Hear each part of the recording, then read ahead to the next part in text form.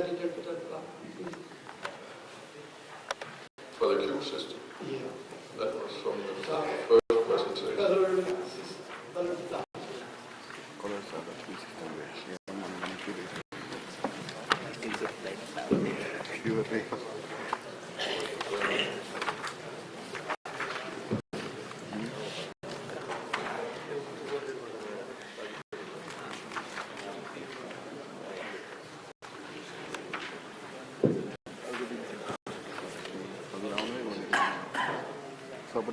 support system here, okay? You call us the chat.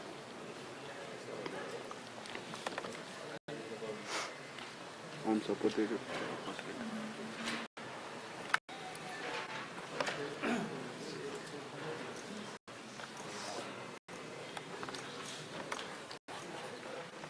Yeah, this question. I'd like to ask you what kind of investigation should be done so that we can directly refer to this art for selecting the type of support system. What kind of investigation should we do before we can use this chart for selecting the type of support system? Well, in order to establish the queue system, these are the parameters you need to establish. So the RQD you can establish from your borehole, and this jointing you can also establish from cord and from cord boreholes by looking at the. No, my question is slightly different. Supposing that we know these all things beforehand. Suppose we are at the beginning before in the stage of preliminary design. So, supposing we know, in order that we can use this chart, do we have to put all these types of do we have to define all these types of parameters before we start construction? Can we do this? If you decide to use, can we rely on these parameters before we actually start construction? You can do it from core boreholes, but they need to be verified on top. They need to be verified on site from phase investigations. But your question is if you do need to establish all of these parameters before. But you need to have sufficient information so that you can have your support method designed prior to start of the construction works. Okay, I will just try to make myself clear. First we do level testing, yes? Yeah. Then we do site habilitation. Yeah. These might not be sufficient. Then we do some actual construction. This means we have to change this every time. Because first we do level testing, they do not give the whole. Then we do some instrumentation, they might not be the final one. When you start construction, these could be changed. Then we have to change again the system. So we mean, initially we take this for a start, but once we do some construction, we have to change all these parameters. Can I say it like this? I think you're right. You need, but you will know where in the range you are. But you need to have a number of different different. You need to have a number of different support systems in place. Where it could be the bolting frequency which change. It could be the shock rate. You could have shock rate or not.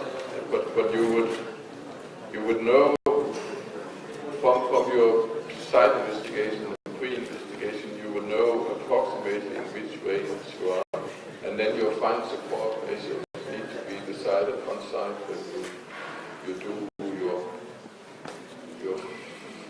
final definition of all the parameters. So I think this is a process, not as you constantly have to constantly change the parameters. You can do that. Yeah, I think this is what we understand with the observation methods which I have been describing. My next question, if I can take some time. We experience a lot of squeezing problems in Nepal. What kind of investigation should we do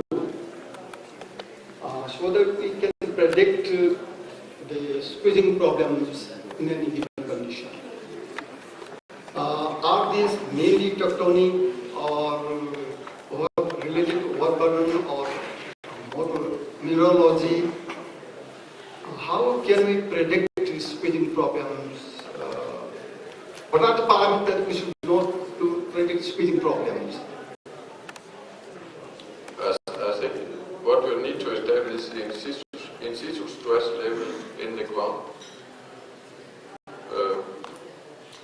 so that you know what stress level you have in the ground. What about the role of mineralogy? Mineral condition? Yeah. Because in our condition, only major tectonic stress do not predict the squeezing problem. This is the condition in our country. What about the role of mineralogy? Then? So what? Role of minerals, type of minerals or type of rock, we can say.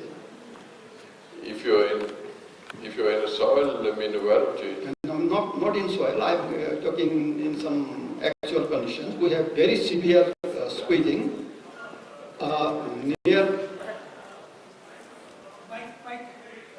Sorry, can I? Sorry.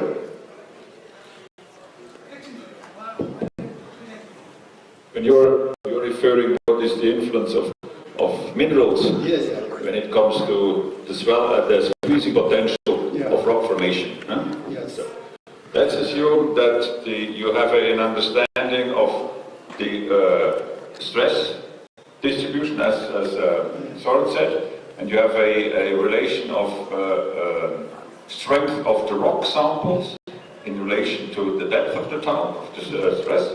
The mineralogy has an influence on the stress strain relief, which means if you have, for instance, a lot of mica, you have tectonically affected rock, then you have a higher stress strain relation, which means you have a higher squeezing potential. So a certain content of especially mica is in favor of squeezing or resulting in squeezing. So mineral content has an influence in the squeezing potential. That's true, yeah. What about the role of excuse me, please. We are running out of time. We can discuss during the tea breaks and as well as lunch time. So we have a tea breaks for 15 minutes. Then we'll come back again to join the next session. And for your information, please check your names, spellings, so that we don't have mistakes on the certificates. And